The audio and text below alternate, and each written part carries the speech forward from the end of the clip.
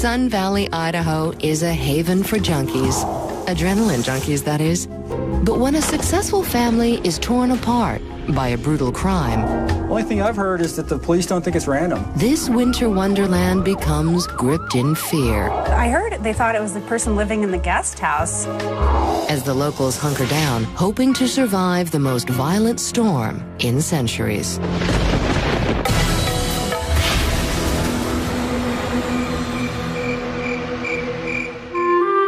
Farmhand Robbie Datchler doesn't believe in handouts, except when it comes to her miniature horses and donkeys.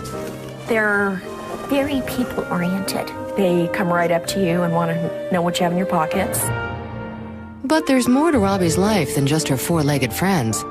When she's not minding the pasture, she's tending the phone lines at the Blaine County Emergency Communications Center. 911, what is your emergency? The initial call came in from the neighbor, and the neighbor's daughter had run to her home and was reporting that her parents had been shot. The emergency lines are jammed, with 16-year-old Sarah Johnson's neighbors calling for help. There have been 2 gunshots. Okay, you need to get a hold of yourself and tell me from where. Those shots were inside the house. They shot... What house?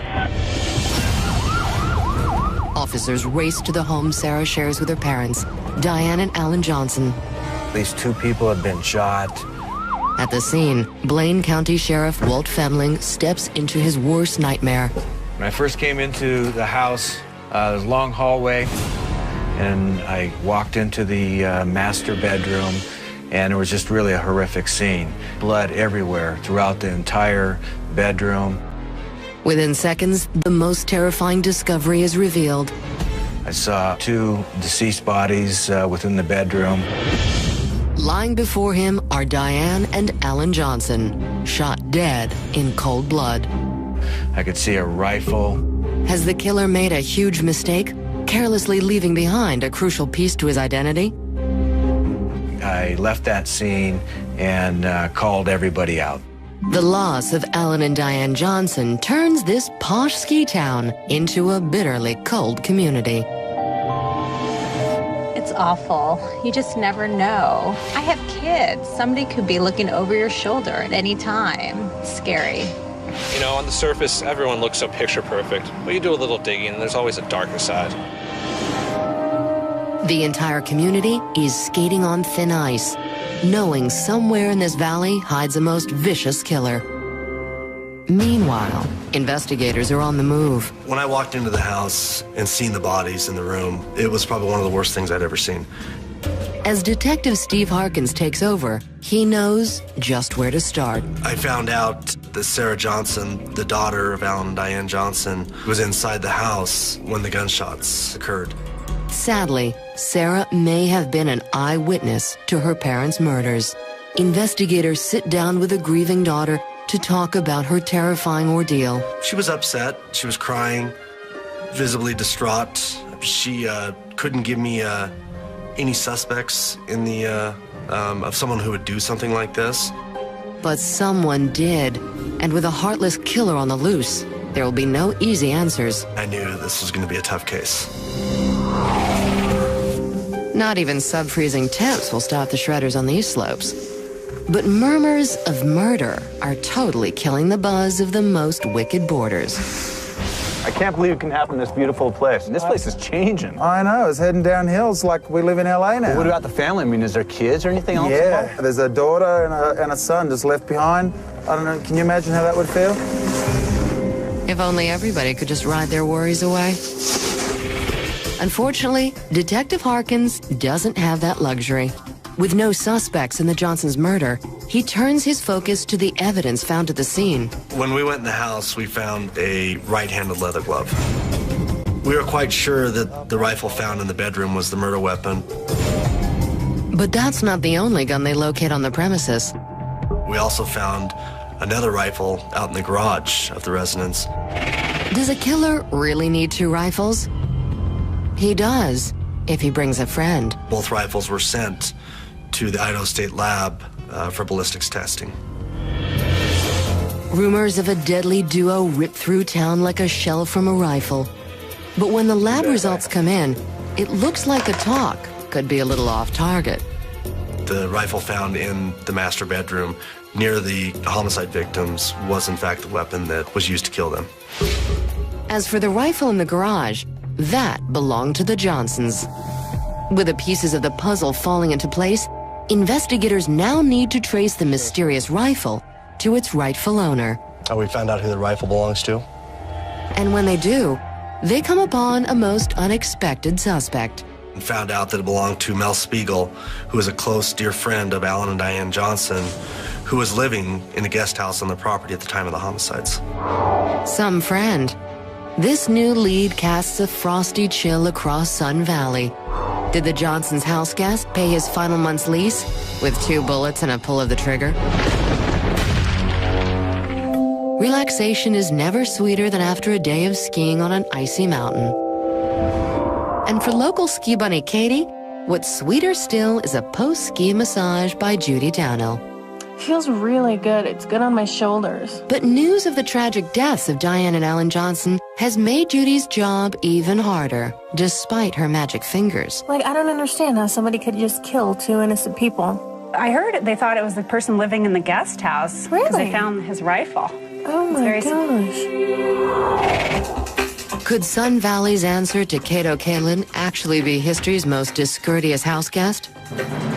Investigators pay a little visit to hear Mel Spiegel's side of the story. During the interview, Mr. Spiegel told detectives that he was in Boise on the morning of the homicides. Sure you were, Mel. And your gun just happened to have been used in a double homicide while you were out of town. But when police investigate Mel's alibi, it seems to check out. We did this through family members, his wife, and also credit card transactions at convenience stores in the Boise area. After a thorough investigation, Mel proves he's an honest player. He's eliminated as a suspect. No one is more relieved to hear this news than Mel himself. I was totally out of town when it happened, so I'd had nothing to even remotely think that I would have done it. So there you have it. That may be, but Mel is still haunted by one fact that will never change. Man, that's the one thing that gets me. It's my rifle. Yeah, that's the big one. But if it wasn't Mel who shot Diane and Alan Johnson, just who was it? With nowhere else to turn, investigators go back to the Johnsons' daughter, Sarah, who's been staying with relatives since the murders. Days after the homicide, we brought Sarah into the sheriff's office to see if she was more comfortable to talk, so she wasn't so emotional.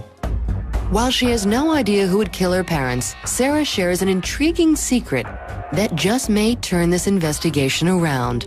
During an interview with Sarah, she told me she was involved in a relationship with a 19-year-old boy. I later found out that this 19-year-old boy, his name was Bruno Santos, and he was an illegal immigrant from Mexico. But clearly, Bruno's greatest crime was stealing young Sarah's heart. Sarah really loved Bruno. But Sarah's dad, on the other hand, not so much.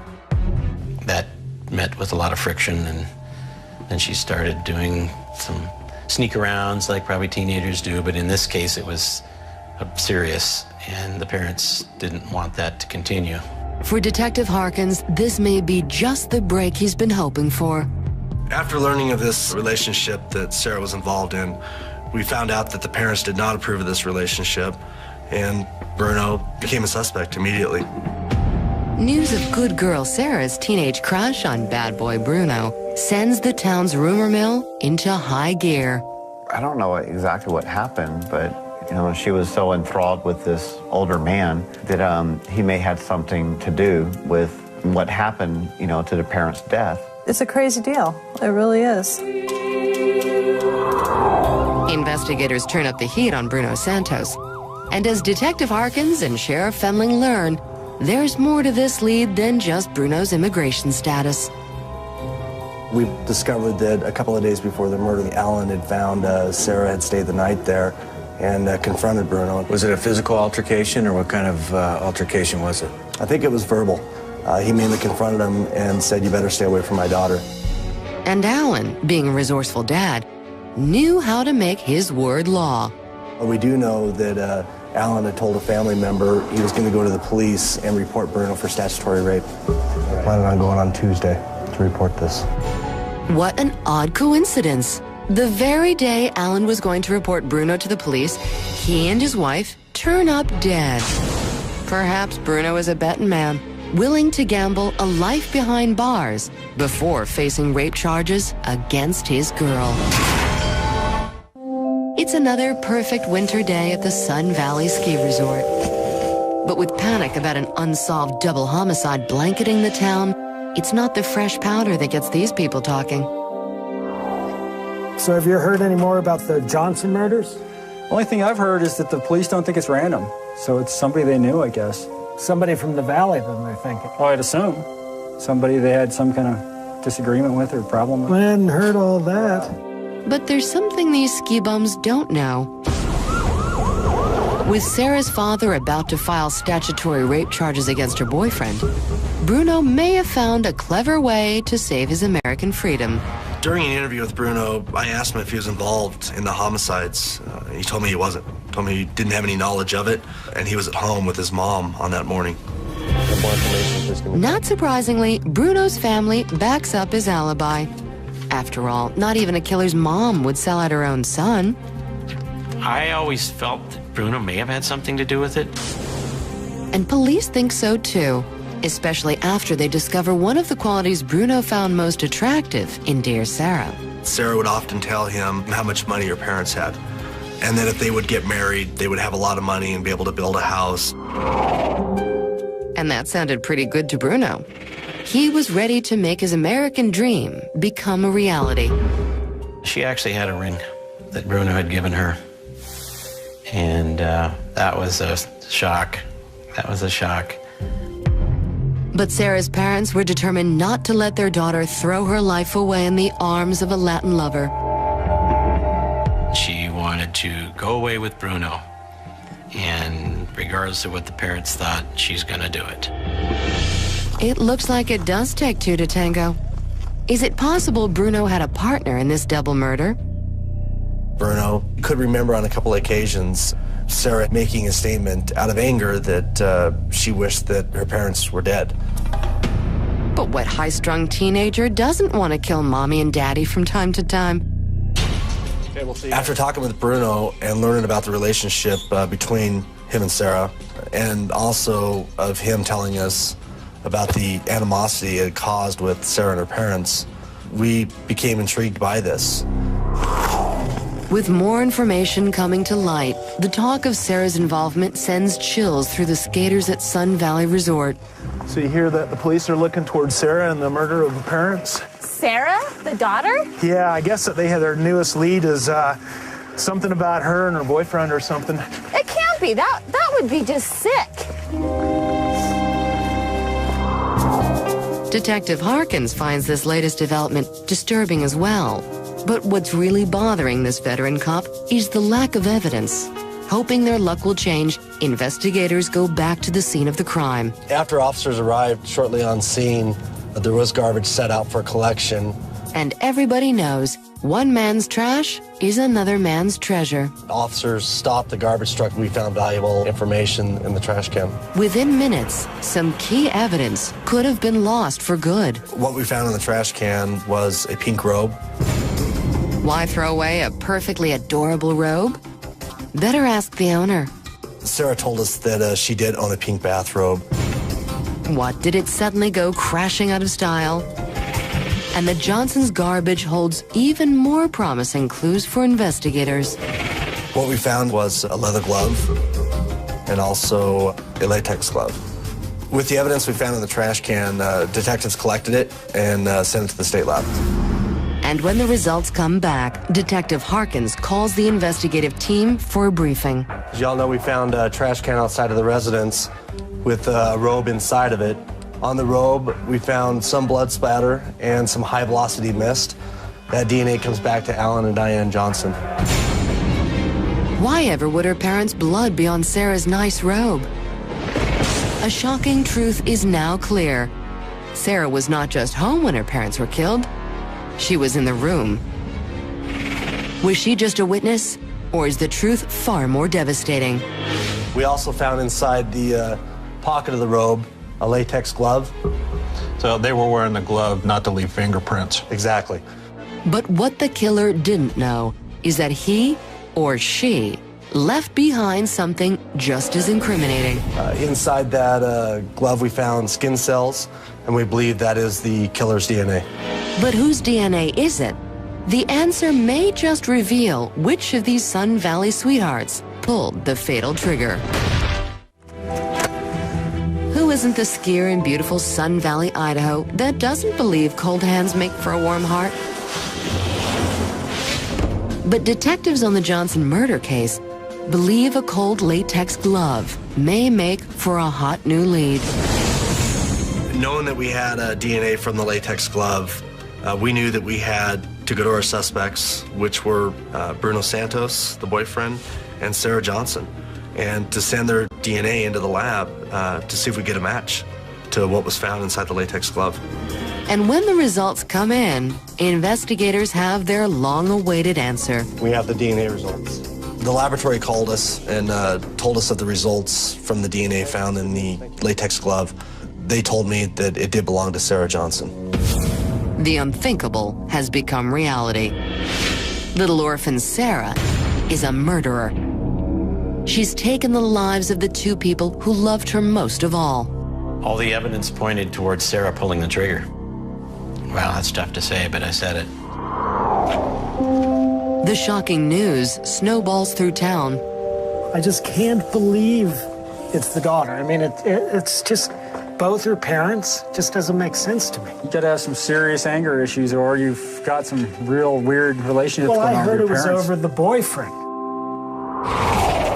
When confronted with the evidence against her, Sarah, like most naughty teenagers, points the finger elsewhere. She reported that the cleaning lady had came to their house hours before the murder and was causing a disturbance in their front yard. She did give it a possibility that she might be involved. Nice try, Sarah. But detectives already know the cleaning lady was out of town. In fact, it was Sarah who cleaned house that morning. I knew her well, and I couldn't fathom her doing that. Wow, to be 16 and to do something that brutal. Investigators are finally developing a picture of what happened on Sun Valley's darkest day. I believe on the morning of the murders, Sarah learned that her parents were going to turn in or report Bruno for the statutory rape charges, and she knew she had to kill him to prevent that. She went to the guest house, grabbed a rifle, waited till the early hours of the morning, heard her father get in the shower, walked in her parents' room, shot her mom in the head. But the job wasn't done yet. She went to the master bathroom, caught her dad coming out of the shower, shot him in the chest. She dropped the rifle. She ran out of the bedroom, left the house, and ran to a neighbor's house, reporting that someone had just shot her parents. The details of these cold-blooded killings are enough to plunge this winter paradise into a very deep freeze. When you think of a young girl killing her parents like this, what goes through your mind? Well, I think of how those parents raised that kid from a young infant and then only to be repaid by a total selfishness. It's absolutely horrifying. She thought life was going to be hard without her boyfriend. You know, wait until she's doing a hard time. She'll see how good she had it. When it comes time for Sarah's trial, the stories keep coming. Her defense team tries to blame the whole thing on poor Bruno Santos. Now, we know he's involved in gangs. Is it possible that he acquired someone's help to commit these crimes? But the prosecution's case is just too strong. The evidence left behind bears silent witness to what happened in this case. After a 5-week trial, Sarah Johnson is convicted of 2 counts of first-degree murder. At sentencing, she makes one final plea to the court. I loved my parents, and I love my family. I'm deeply grieving the loss of my parents, as well as the loss of my family, my home, my friends, and my community. But in the end, Sarah faces the cold hand of justice. Sarah Johnson was sentenced to 2 consecutive life terms without the possibility of parole. As for her boyfriend Bruno, he's never charged with any involvement in the murders. The once carefree resort town of Sun Valley, he's now forced to face a heartbreaking ending to this tragic tale. Can you believe that? Yeah, I can't believe it. It's kind of strange. Hopefully the rest of the family can kind of move on. Yeah, I hope so too. It's really sad. As for Mel Spiegel, he's moved out of the Johnsons' guest house, but he's having a hard time moving on. This was such a brutal murder, and these were such good people. It weighs heavily on the whole valley, the entire valley. Everyone knew these people, and to have this happen to such nice people, it's very sad. For the good citizens of Sun Valley, Idaho, this crime once hovered overhead like a dark cloud. But with justice served, they can finally look past the darkness to see the beauty that lies just beyond their ski tips.